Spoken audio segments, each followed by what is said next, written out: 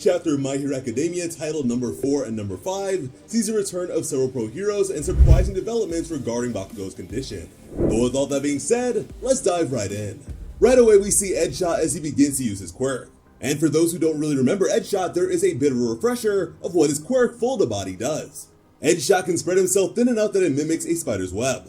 Honestly, having this information given to us again furthers the idea that what Edgeshot is doing is possible with his quirk.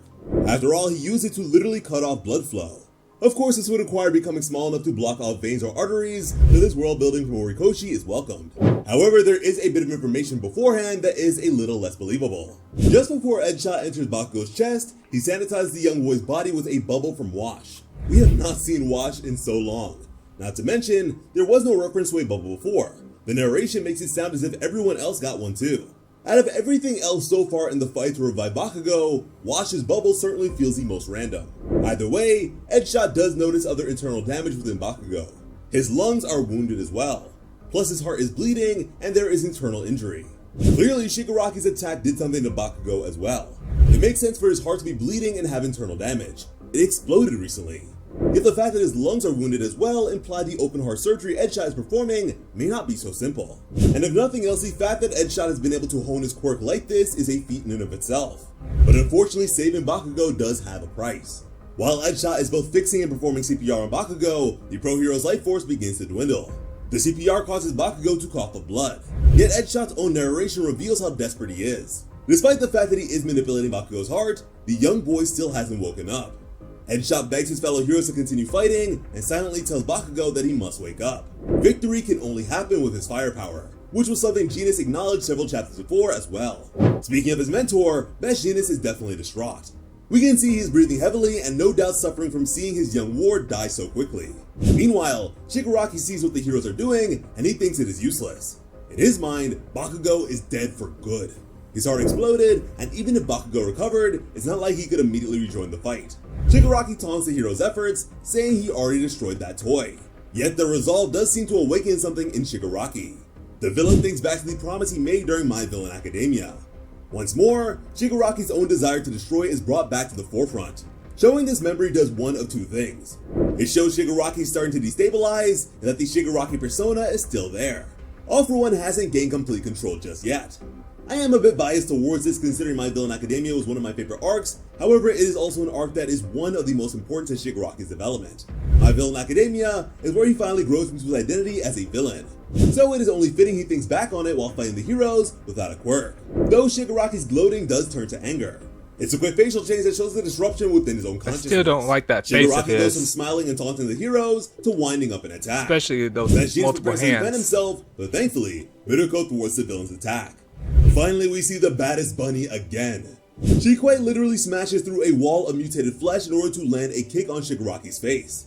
You gotta admit, Miruko is one of the most dedicated, determined heroes within the series. No wonder she was sent into this fight in particular. Clearly, everyone is doing their absolute best to buy time for Bakugo to wake up. And boy is Miruko doing her part. After she landed her attack, she went in for another kick. Like Best Genis, she's been through the ringer as well. Blood pours down She's from her getting face everything that she is has meant to on turn him. her. If I actually anything, like it. This badass moment reminds me of what she did in the last war. Gotta say, I appreciate Horikoshi putting her in the spotlight once more. But that isn't to say she will be safe. Before she can kick him again, Shigaraki asks Miruko if she wants to die. Miruko, being the absolute maniac she is, just laughs at him. She's facing certain death, and all Miruko does is laugh. Well, maybe not death, but certainly bodily injury. And Shigaraki does just that. Miruko's non-mechanical arm is caught in the mouth of one of Shigaraki's mutated fingers. The pain is enough for Miruko's own arm to shake, and blood cakes the wound. But as we know, Miruko did not become a top hero just because of her quirk. She knows exactly what she is fighting for, so the bunny hero sacrifices her only good arm. Miruko literally rips the arm out of Shigaraki's mouth. Oh my goodness. Well, maybe arm isn't the correct noun anymore. The bunny hero's arm is reduced to a stub, just look at like her. The other one. Though this sudden She's on a loss rampage. does not mean Miruko is down for the count. After giving up her arm, Best Girl kicks Shigaraki again. But there's something bizarre that happens right after. Shigaraki seems stunned. Is not actually hurt by Miruko's attack. It's something we haven't seen just yet. The only person who managed to damage Shigaraki before was Bakugo, so maybe the tides are now turning. Shigaraki is surprised by this too. Besides Miruko's attack stunning him, it also sends the villain back. It appears that physically and metaphorically his conviction is being shaken. Shigaraki also knows that his body shouldn't feel pain, so he must be feeling the physical effects of Miruko's kick. The sudden realization that he is no longer fighting with cheat codes causes Shigaraki to remember his bout with Bakugo. Slowly, Shigaraki's understanding why he is vulnerable now. Regardless of Shigaraki's weak spot, Miruko is still in a pickle. She doesn't have any arms, now down to just one organic leg and one prosthetic leg. Vegetanis does solve this, even if it is temporary. He uses his cables to basically give Miruko new limbs, which allows her to still maneuver the battlefield. There's also an added bonus. The cables of Vegetanis She looks like a nine-tailed fox, though. Plus, it arguably berserk. happens to be one of the most disturbing panels we have seen this war. Instead of being bipedal, Miruko is on all fours. And man, is she still determined to stall Shigaraki. It's written all over her face, and she does taunt him about his sudden vulnerability. Not to mention, it's rather dangerous and heroic on Miruko's part to fight Shigaraki while quadrupedal. If Monoma blinks even just once, she will be the first to experience a decay wave. Perhaps that may not happen though. Just as Shigaraki gears up to attack Miruko, Mirio pops up and puts his hand over the villain's eyes. Okay. Still not on his A game, Shigaraki is distracted and tries to swipe at Mirio. Thankfully, he is able to avoid the mutated flesh into his quirk. Meanwhile, Miruko trash talks Shigaraki because he fell for Mirio's distraction. Despite the fact that she is running around on nubs and just lost an arm, it is Admiral Miruko is fighting through the pain. That being said, she also repeats what she said in the war arc. She tells Shigaraki that people only die when it's their time. This is foreshadowing for the death of Miruko. After all, the chapter is titled number 4 and number 5. As we know, those are also the hero rankings of Edshot and Miruko. Right now, it is heavily implied Edshot is either dying or dead. Could Miruko share the same fate? If so, this blaze of glory is exactly how she'd want to go out. Miruko has such a lust for battle, dying in a fight is only fitting for her. Though I do hope she makes it out of here. Shigaraki, on the other hand, is still jaded by his now mortal body. It's clear he can't fully focus on the fight because all he can think about is the fact that Bakugo's attack did hurt a bit. He wonders if he's accumulating damage now. To him, there wasn't enough firepower to really do that. Shigaraki sees it as simply an impossibility. Regardless, Shigaraki does make a discovery. He wasn't feeling rage when he swatted at Bakugo, but fear. His very being felt threatened by Bakugo at that moment, which is a foreign feeling to Shigaraki. He is the predator, not the prey. Though it does raise an interesting question. Is Shigaraki's own mind beginning to split? All he can think about is how Bakugo made him feel and the ramifications of his slightly damaged body. He's not even worried about the current fight. This guy's got serious Miruko, on the anger other hand, issues. proclaims that this is the time to go all out. And she's right. Shigaraki can finally be hurt. Now is the time to overwhelm him with quirks. There may not be another chance to stop him. Meanwhile, Bakugo still hasn't woken up, and we see a still upset Vegetanis next to him. The Denim hero's own inner monologue begs Miruko to keep fighting, to not give up. However, there is a small detail with this scene. It appears as if Bakugo's body is shaking. It's unknown if this is due to Edshot performing CPR, or if it is Bakugo actually waking up. Unfortunately, it is something we'll just have to speculate on. Funny enough, this does bring us to another beautiful 2-page spread. Horikoshi has been killing the spreads lately. Unfortunately, it isn't a spread of Bakugo. Instead, it's Miruko as she hits Shigaraki with Luna Rush. As she attacks him, the bunny hero proclaims that she doesn't want to die with regrets. Once again, it is a throwback to her previous fight during the last war. It also happens to be a move Shigaraki was not expecting. The dude is still reeling from being susceptible to damage. It catches him off guard, but importantly, she is still able to perform Luna Rush despite no arm or prosthetic arm. She's putting all that weight on her stubs, even using them to gain momentum. Honestly, I'm still surprised her prosthetic leg is still around. She's lost just about everything but her legs at this point. Either way, the attack is in the hero's favor. Why? The answer is simple. It sends Shigaraki flying back, blood coming from his mouth. At last, someone other than Bakugo can hurt this ultimate evil. I must admit this chapter has been full of great Miruko moments. I really don't want her to die, but man, she has put up one heck of a fight.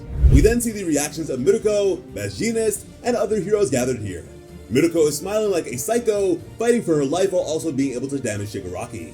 Vegetanis looks exhausted, not even fazed by Miruko's breakthrough. Meanwhile, the big three look worse for wear too. Nejire is still too exhausted to get up. Tamaki and Mirio can still fight, but Mirio somehow looks worried. We can't exactly see Tamaki's expression, but at least he's breaking through a segment of Shigaraki's hands. On the other side of things, all Shigaraki can do is think about himself. More specifically, he thinks about the little Tenko in his consciousness. He is upset by the fact that other heroes are doing all they can to help Bakugo. To him, it is all in vain. In Shigaraki's eyes, Bakugo is broken. Shigaraki also frames it within his own hardships. No one bothered to reach out to him, and in his mind, he wasn't broken. So why are people reaching out to someone clearly so far gone? All this thinking brings Tenko forth from the massive hands in Shigaraki's psyche. It looks as if his innocence has been corrupted. The Tenko in Shigaraki's mind now resembles the boy who dusted his entire family. Instead of wanting Deku to save him, Tenko now seems bent on revenge. Tenko's own negative emotions spill out into reality. A massive mound of mutated flesh starts to form his long-since dead family. All the while, Tenko is lamenting on the fact that no one saw him. No one bothered to acknowledge his pain or lend a hand. And yet, everyone around Bakugo is desperately reaching out a hand to him. It's interesting that Bakugo's possible revival is the catalyst for Tenko to be corrupted and for Shigaraki to lose his cool. Things are getting very psychological and I love it. However, just like last week, I am very curious what you guys may be thinking about the revival of Bakugo. Now that we are actually seeing it, it is open heart surgery in the midst of the most dangerous battlefield of all time. And there was a little bubble from Wash that is sanitizing. I really need to hear what you guys think about all this. So please, in the comments, let us know. As always, I'm Sliceable Otaku. Thank you all. Alright. Okay, ladies and gentlemen. We understand what's happening now, and still buying time for Bakugo to be revived, and people are still fighting Shigaraki. All his consciousness is still inside him, and I don't know how the heck they're supposed to save him, but I do know that he needs to be stopped. So that's their goal for now, stopping Shigaraki from destroying everything. But I gotta say, Mirko, she is a crazy bunny. Now, the fact that she has no arm, and she has, lost one of her leg, and she has one leg, is pretty impressive. Because if I was her, if I got my arm and leg cut off, and I'm still fine with one leg, I'd probably be angry too. I'd probably be enthusiastic about it, because I pretty much go all out and beat this guy. But if I still had if I was still revived, had my arms and leg back again, I'd probably still be, kicking his butt. As a matter of fact, if I was in that war, I probably would take him out myself. If I was really, really powerful at that time, but But that's all I have for today, guys. Thanks for watching, and I hope you guys, enjoyed the new season of My Hero Academia Season 6 that's coming out October 1st. I'm looking forward to seeing it, and I love you guys, and thanks for watching.